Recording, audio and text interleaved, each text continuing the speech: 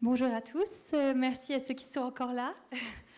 Donc, moi je suis Lucie Vivier, je suis ergothérapeute à l'équipe mobile psychiatrie précarité de Rouen, donc l'UMAP, à mi-temps, depuis un petit peu moins d'1 an. Moi je suis Julie Barrier, infirmière à l'UMAP depuis 1 an et demi à peu près. Gaëlle Octo, infirmière à l'UMAP également, depuis 1 an et demi aussi.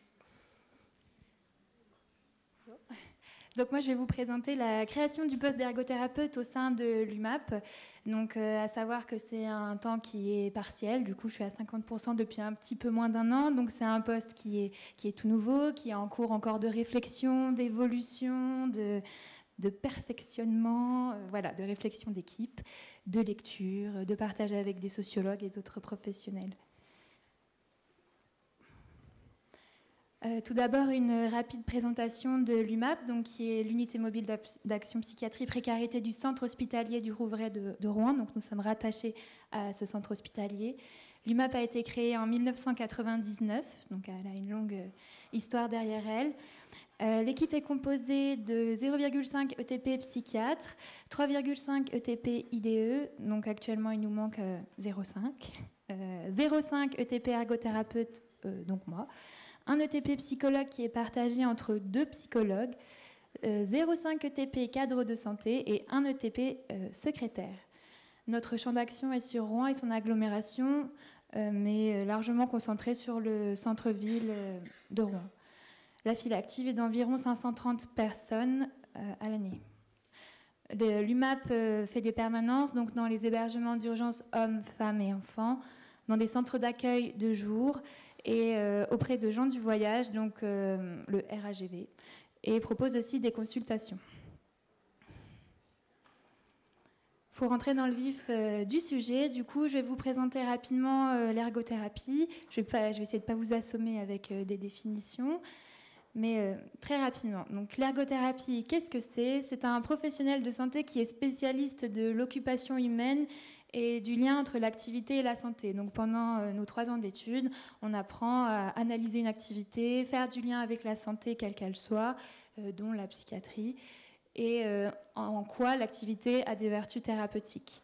La définition qui est proposée par l'Association nationale française des ergothérapeutes, donc l'ergothérapeute sert à maintenir, restaurer et permettre les activités humaines de manière sécurisée, autonome et efficace, à prévenir, réduire, voire supprimer les situations de handicap en tenant compte des habitudes de vie et de l'environnement. Et cela passe également par le fait de retrouver sa capacité d'agir et ses rôles sociaux. Donc en ergothérapie, il y a plusieurs modèles conceptuels de champ d'action. Donc aujourd'hui, moi j'ai décidé de me centrer sur un modèle qu'on appelle le modèle de l'occupation humaine, donc qui considère l'activité, on va dire signifiante et significative, donc qui va avoir un sens à la fois pour la personne et dans la société, comme cœur de métier. Donc il y a différentes définitions, pareil, qui sont nombreuses et longues, et donc je vous en ai sélectionné 3. Donc la définition de la participation occupationnelle, donc qui elle renvoie à l'engagement en fait dans les diverses activités, donc qui peuvent être plaisir, travail, activités de vie quotidienne au sein d'un contexte social. Ça correspond en fait au fait de faire quelque chose qui a du sens personnel et social. Cette participation occupationnelle, elle renvoie à une identité occupationnelle. Donc, comment la personne, elle va se forger son identité autour des activités qu'elle fait ou qu'elle ne fait pas, justement. Et en ergothérapie, on essaye du coup d'atteindre un équilibre occupationnel, donc un équilibre entre l'engagement dans les occupations qui procure un sentiment de bien-être, par exemple l'équilibre entre les activités sociales, mentales et physiques. Donc tout ça, ce sont des définitions qui sont encore en évolution, encore en débat, donc, entre les ergothérapeutes du monde entier. Donc voilà pour certaines définitions. Hop. un tout petit peu d'histoire pour que vous sachiez d'où vient l'ergothérapie et où ça en est aujourd'hui. Je vais être assez rapide là-dessus. Donc, l'ergothérapie, c'est né de la psychiatrie, en fait, donc, au début du XXe siècle. Donc, ce sont des psychiatres aux États-Unis et en Amérique du Nord en règle générale qui se sont rendus compte des vertus thérapeutiques que pouvait avoir l'activité, donc en partenariat avec les infirmiers. Et ils ont commencé à mettre en place ce type de thérapie dans leur service. Ça s'est également développé avec l'influence des guerres.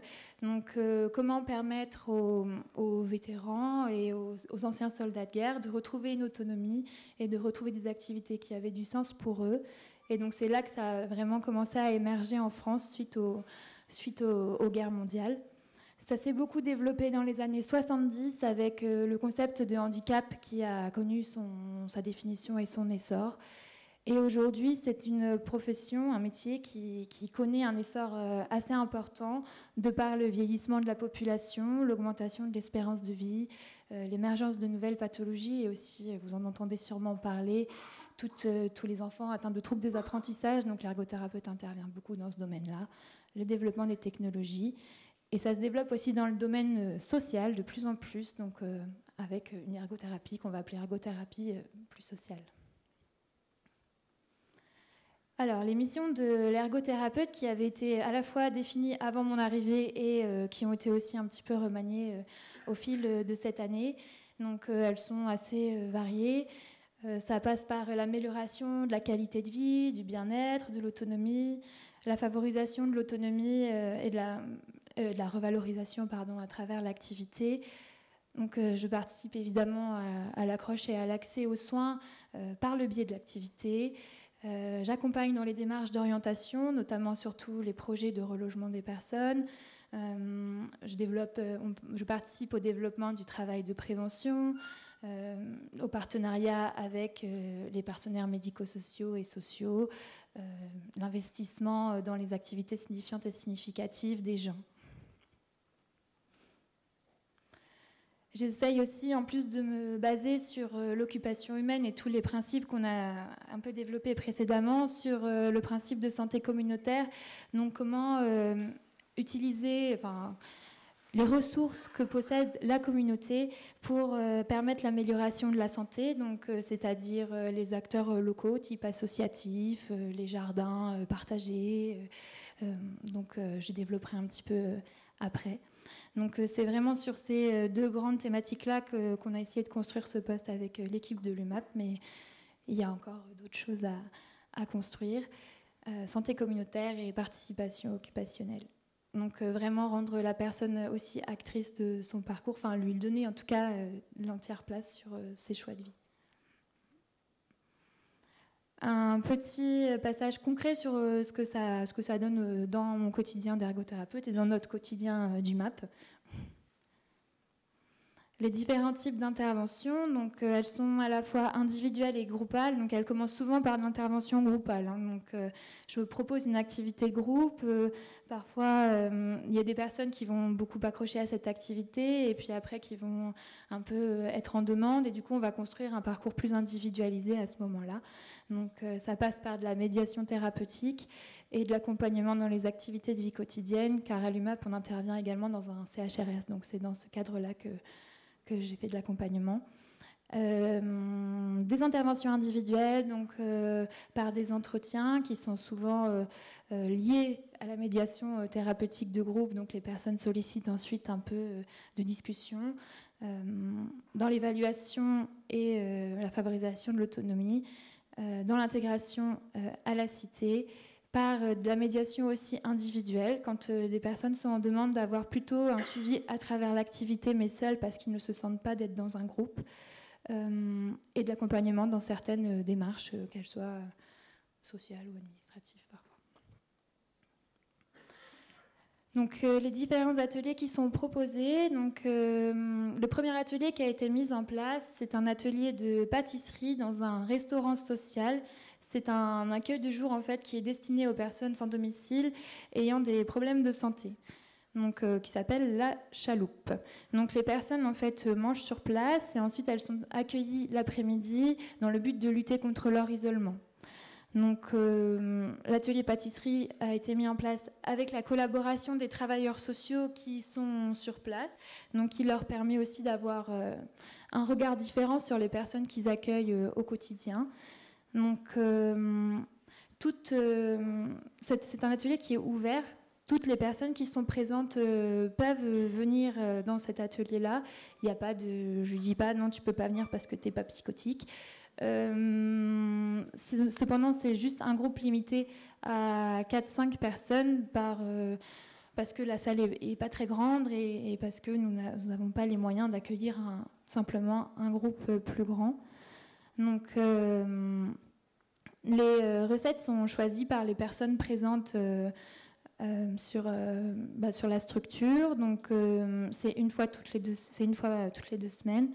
Donc les groupes qui ont participé une semaine à la pâtisserie va dire tiens, la prochaine fois, moi ça me ferait plaisir de faire ça, donc on va faire cette recette-là dans 2 semaines, et puis s'ils sont pas là, c'est pas grave, mais on aura prévu de faire ça.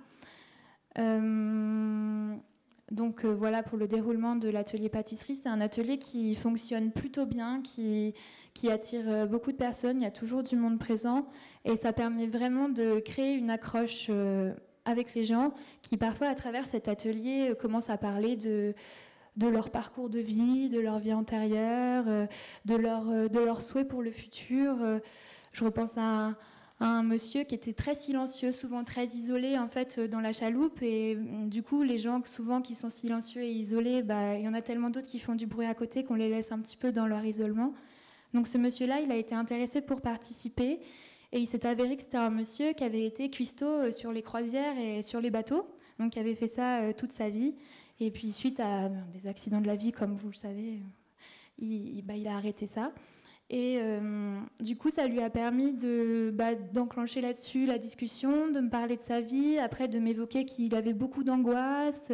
Du coup, on a pu lui proposer autre chose par la suite. Donc, je propose aussi des séances de relaxation. Donc, on l'a accroché comme ça sur des séances de relaxation.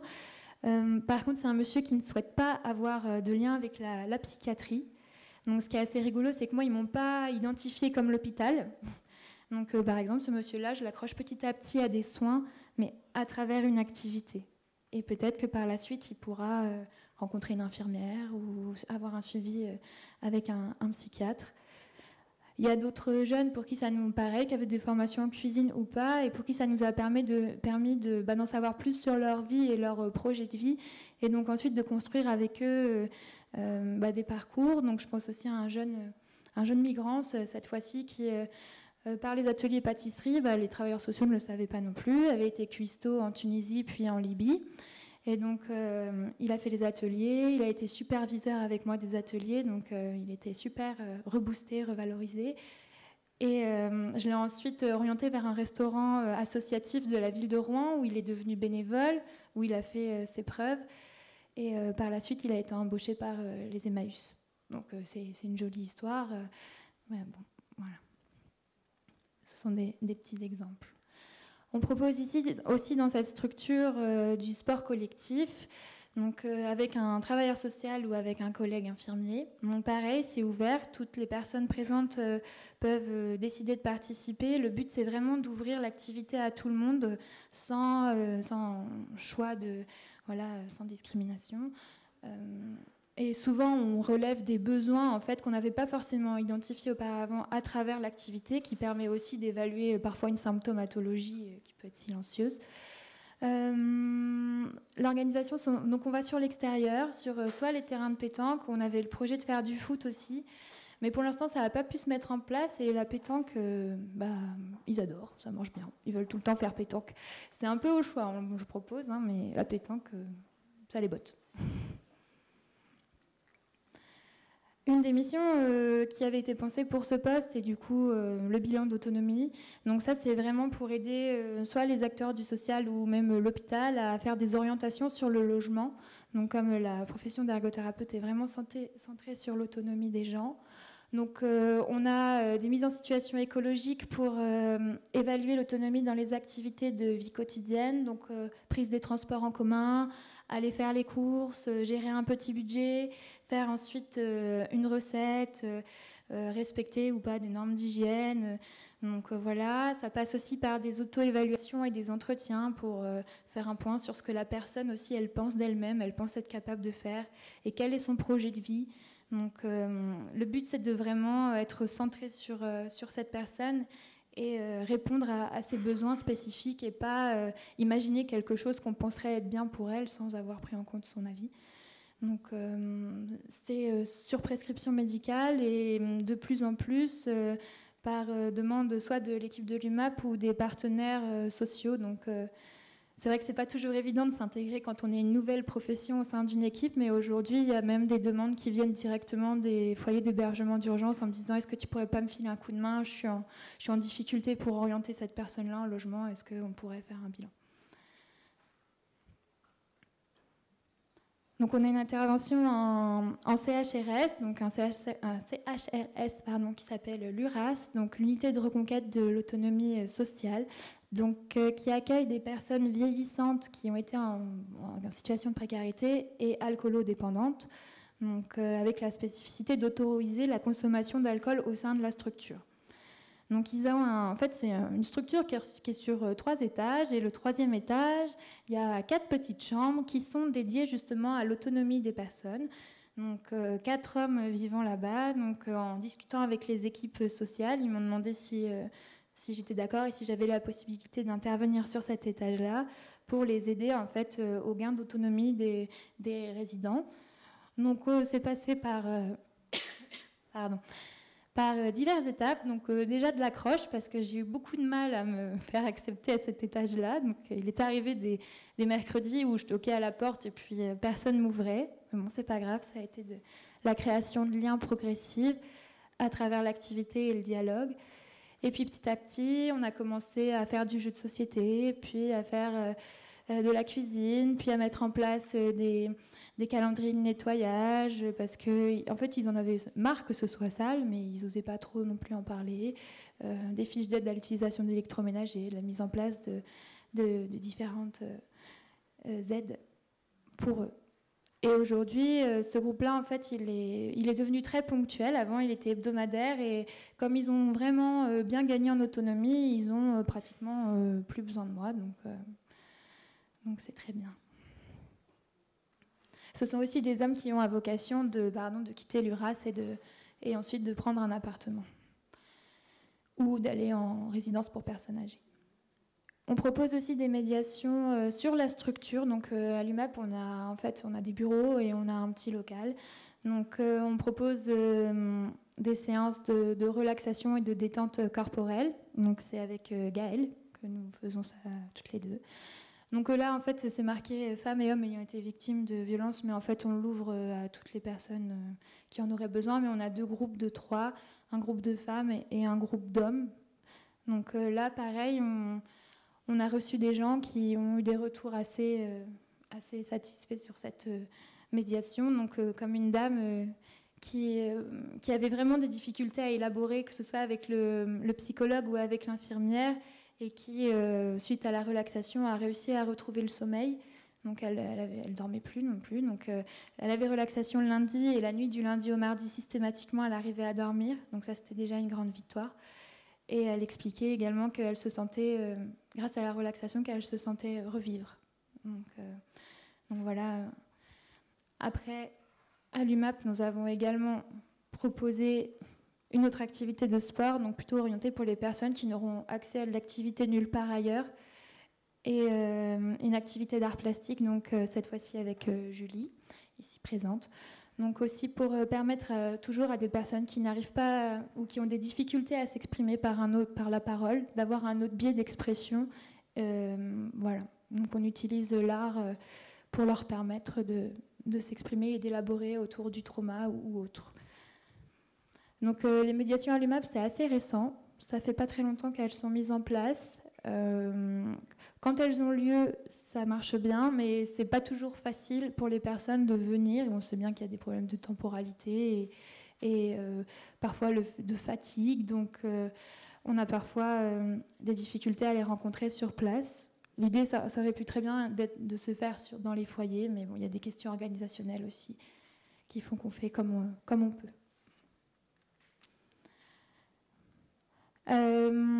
Du coup, je reviens un petit peu sur la cité et la santé communautaire. Donc, on essaye de mettre en place des liens et des partenariats avec les différentes associations d'économie sociale et solidaire de la ville de Rouen. Donc, par exemple, on a un partenariat, enfin, on a pas un partenariat, mais des liens qui commencent à être assez intéressants avec le restaurant La Cantine, donc qui est le restaurant associatif de la ville de Rouen, vers qui on oriente parfois des personnes qui sont dans la demande d'avoir une activité vraiment quotidienne et qui souhaitent reprendre une activité en lien avec la cuisine. Donc parfois, on le sait via les activités pâtisserie, mais parfois les infirmières s'en rendent compte en entretien, ou moi, quand je les rencontre, ils m'en parlent. Donc en fait, ce restaurant associatif, il propose de participer à la cuisine et au service, et en échange, le repas est servi gratuitement aux bénévoles. On a aussi des liens avec des ressourceries, une association qui s'appelle l'Atelier, donc qui propose de retaper des meubles, les jardins partagés du coin, pour ceux qui nous disent qu'ils aimeraient bien reprendre une activité plus en lien avec le jardinage. Le Café Couture, qui est un café solidaire qui propose des cafés et des thés suspendus. Donc il y a des personnes en fait qui vont payer en avance et du coup des personnes sans ressources peuvent bénéficier d'une boisson chaude gratuite. Et ce Café Couture fait aussi des rencontres autour du tricot, de la couture.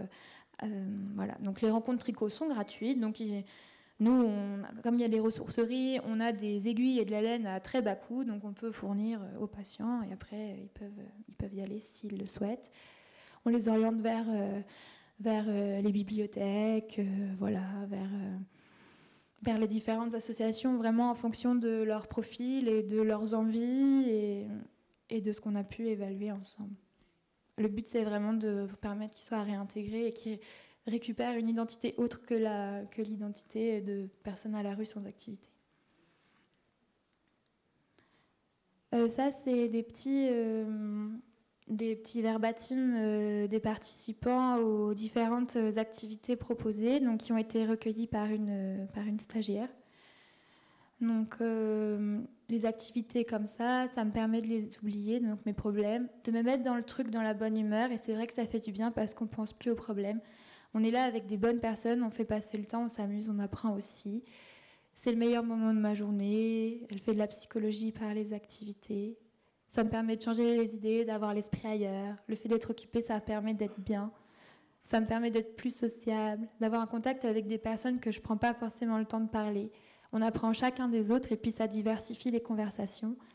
Le sport, c'est cool parce qu'on se mélange, on parle à des personnes qu'on ne parle pas d'habitude, etc. Et ce qui est intéressant également, c'est que ça a créé de la demande. Donc, il y en a un qui racontait qu'il aimerait bien faire du yoga, mais il y en a d'autres qui sont venus me demander si on pouvait faire de la musique ou si je connaissais des endroits où ils pourraient aller faire de la musique parce qu'ils aimeraient bien reprendre une activité musicale. Ou il y a eu les activités de jardin. Il y en a qui m'ont dit « Ah, je sais bien jardiner, j'aimerais bien retourner faire du jardin ». Et puis des fois, je me balade dans les foyers et puis il y en a un qui me dit « Ah, c'est toi, Lucie, j'ai entendu dire que tu faisais de la relaxation. Moi, je pense que ça me ferait du bien. Est-ce que tu pourrais pas me proposer ça ?» Enfin voilà. Du coup, petit à petit, ça fait le tour, ça crée de la demande et ça crée du bien-être. Au début, avec les travailleurs sociaux, ça n'a pas toujours été évident, donc qu'ils comprennent en quoi l'ergothérapie était aussi différente du travail social et en quoi ça pouvait être complémentaire, donc comment on pouvait travailler ensemble. Mais après un petit peu moins d'un an de travail collaboratif, les liens commencent à être bien tissés et ça commence à rendre de belles choses en tout cas.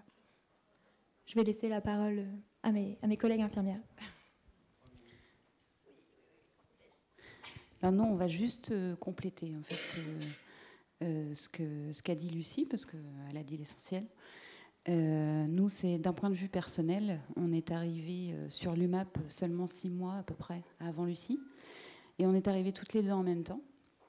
Il y a eu un renouvellement de l'équipe infirmière, et du coup, notre intégration n'a pas été simple, parce que Nouvelle équipe, donc pas vraiment de passage de relais. Et pour se faire accepter auprès des travailleurs sociaux, c'était un peu compliqué pour nous. Et ça s'est fait petit à petit, mais l'arrivée de Lucie a vraiment facilité aussi notre intégration. Et ça a permis aussi aux gens, qui étaient un peu réticents à la psychiatrie d'aller vers Lucie et donc de passer par le biais de Lucie pour venir vers le soin plus traditionnel, enfin, vers nous. Voilà.